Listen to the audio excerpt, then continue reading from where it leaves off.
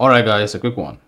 Here, I'll detail how to call emergency SOS on Apple Watch Series 9 by pressing the side button. So just go ahead, press the side button for a couple of seconds, and this is going to call emergency SOS on your Apple Watch. If in some region you need to set up emergency contact, then you need to set up that, but in the United States, this is going to call the emergency services straight.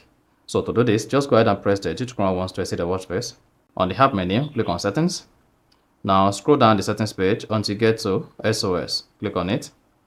Once you selected SOS, go ahead and click on hold side buttons, and then here turn on hold side buttons. You should say press and hold the side button to call emergency SOS. In certain regions, you may need to choose which number to dial.